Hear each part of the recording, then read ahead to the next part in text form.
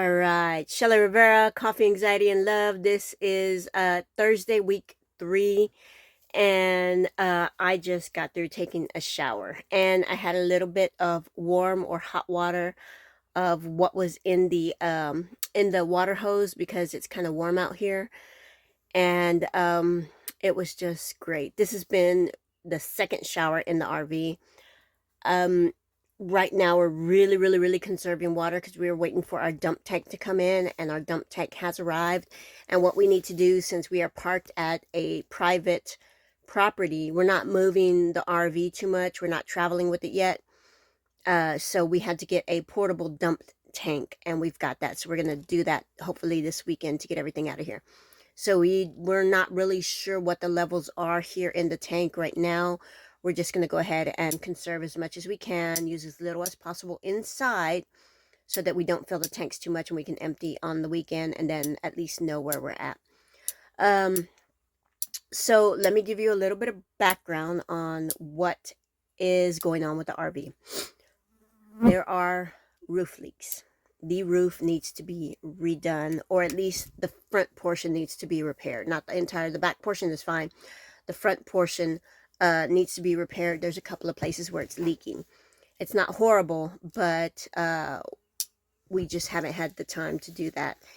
So we need to do that. Inside, there is water damage on 2 small walls, but the people that sold us the RV had already started getting everything together to repair it. So we have the plywood, we have some materials there for that, and all we need to do is get some insulation, some fresh insulation for the 2 walls, and it's not a lot. It's a very small section.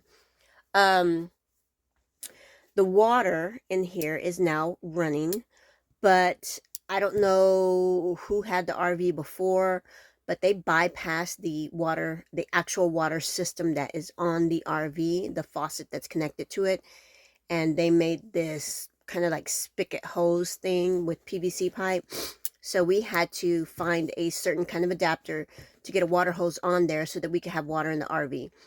Everything looks okay. The only other issue we have is the propane. We still have not figured out how to light the propane tank, how to light the pilot for the water heater. Let me put that right.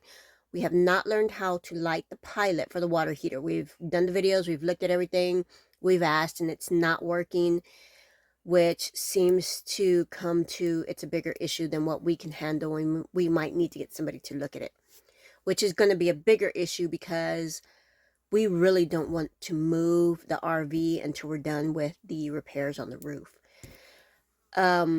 Because right now it's only holding up because we have a huge tarp, thankfully given to me by my daughter and my son-in-law, which I am incredibly grateful for. At the moment, we didn't know we were going to need it, and now we are so relieved that we have it.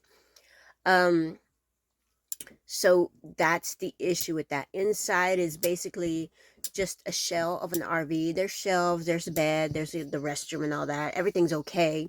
You can tell it's older, but you can tell they were in the process of doing a lot of inside repairs here. They got halfway through it and then I don't know what happened. But that is where we are. Why did we purchase this then? Would be the next question some of you might have, being that it has so many issues. Yeah, exactly. We were on a time constraint.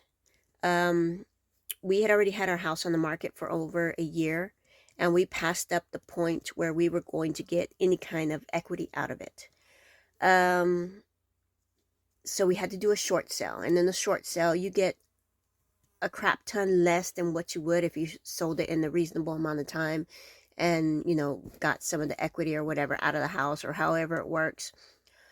So we ended up with very little, not even what we went in originally with the down payment of $3,500. We didn't even get anywhere near that. So we had already been contracted to come work out here in Moore, Texas, to be ranch hands on this property.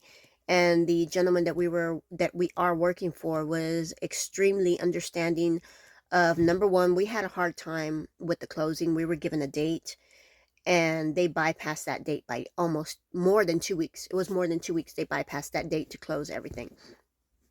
The second issue is um, we were going to lose another month of mortgage from that payment, that little bit of payment that we were getting from the house to sell it.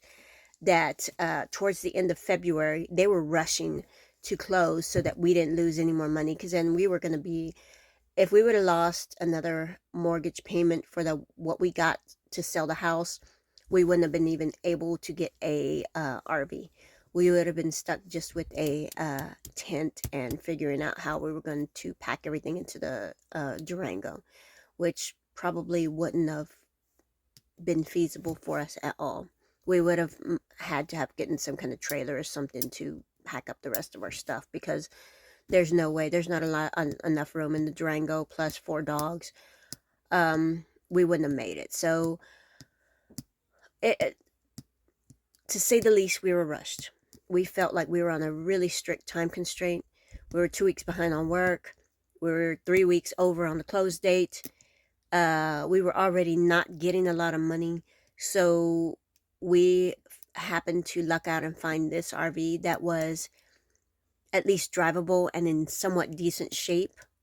And, we were going in aware that it had issues with the roof. It had issues with the water. They did have the propane running, but we've yet to figure it out. And I'm sure it's something that we just need to look into a little bit more and research. And we're going to get it, but it's right now, the propane is not the biggest issue for us. I've been able to cook outside under campfires, and we also have a propane grill outside, so that's been okay. We've been able to use that. We're not eating as many meals as we typically do. Maybe we'll get breakfast in. If we do breakfast, it's going to be a big breakfast. But most of the time I'm doing like a big one-pot meal around 5 o'clock when we finally get off of work or finish doing whatever we need to do around here. We usually have a midday break around here now, around maybe 1. Right now we're just coming off a break. And I say we, but it's actually CJ. He's really doing a majority of the work. I got some small tasks to do around here, but nothing as big as what he's doing. So yeah, between 1 and like 2 o'clock, we take a little break. So the weather here has been good. It's been okay. But what's here, it's kind of like a really deserty kind of climate. So during the day, it's very dry and hot, just a still hot. There's just, as long as you're in the shady spot, which we have our tarp up when we sit under there in the evening and on our break time. And if it wasn't for that tarp and having that shade area, it would be extremely hot, just like heat radiating off of the ground, because a lot of this is, yeah, it's got some grass, but most of this is sparse mesquite trees, and then some other, trees in there as well. There's like a thick brush area with a whole bunch of trees, and then there's this, open fields with nothing but flowers and like a pasture area with no cover whatsoever. And then the sections where all the mesquites are. That section where all the mesquites are, it's just dried, cracked ground. And you walk in there and it's like walking in the oven. But at night, we are freezing. So we have electricity here and the electricity works, but we don't have central air. So we could probably, put in some fans or things like that, or a little heater or something. But because we're not paying for the use of electricity and water, the host, the person that we're working for is hosting us here.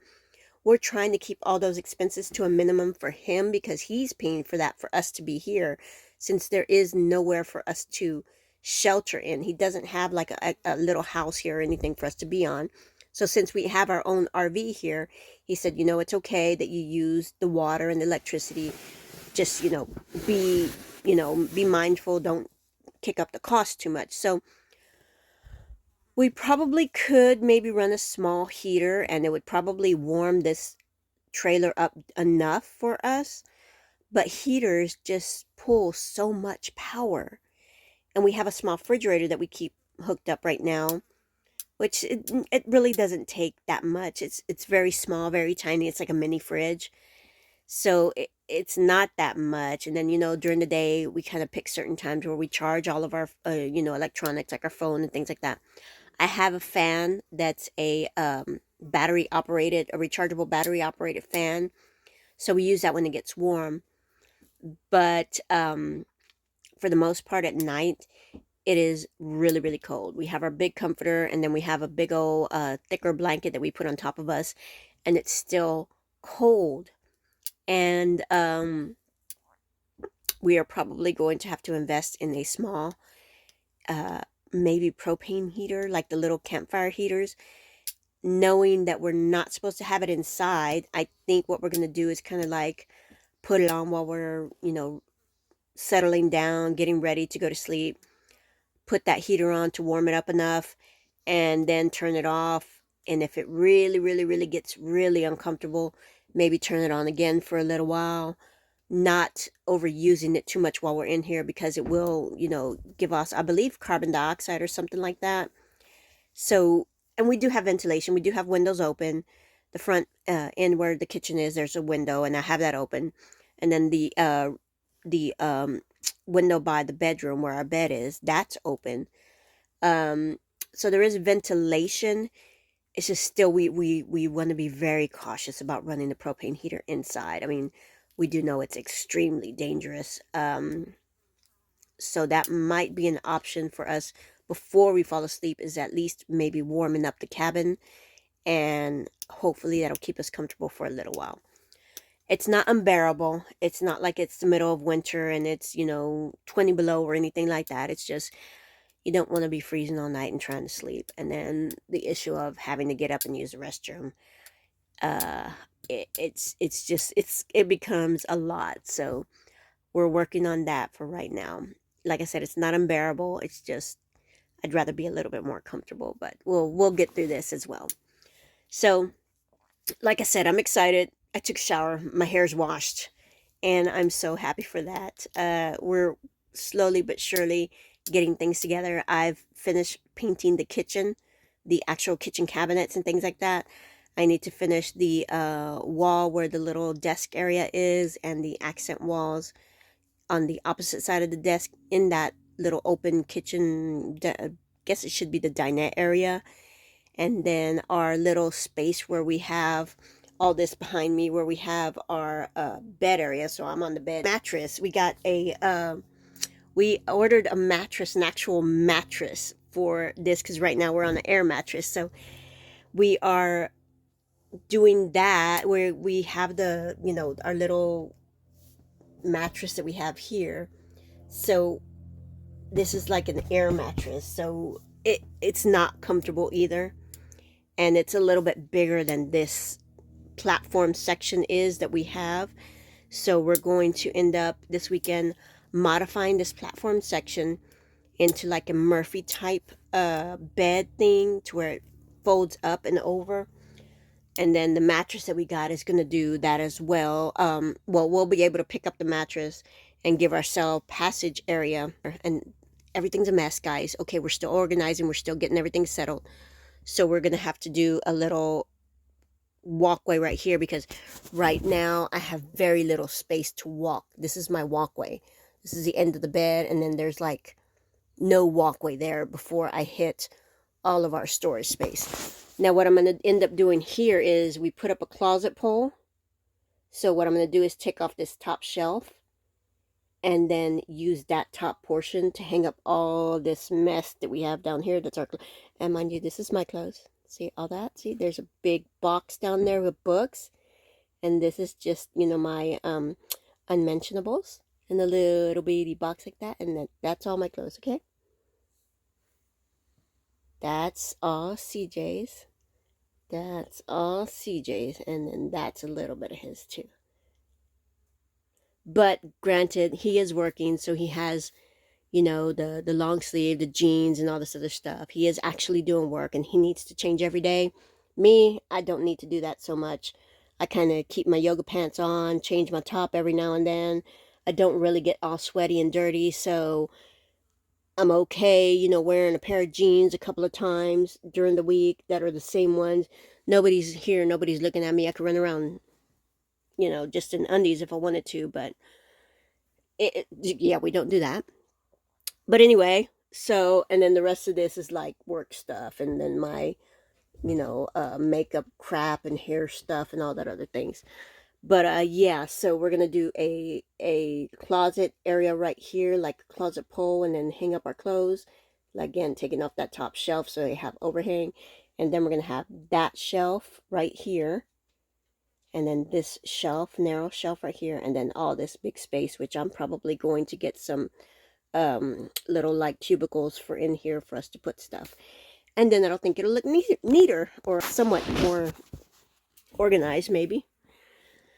Yeah, so that's what we're doing right now. And then, as you can see, we still have some fixtures and things like this that we need to fix. He's got a lot. I'm imagining places to run light, because right now there is no actual lights in here, no light fixtures in the ceiling or on the wall. There is no light.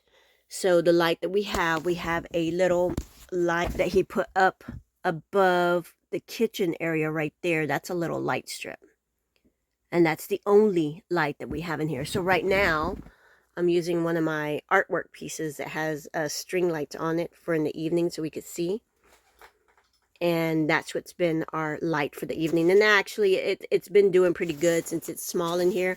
We don't really need that much light. And then the host, the owner of the property, my door's down. The owner bought some string rechargeable lights, solar lights.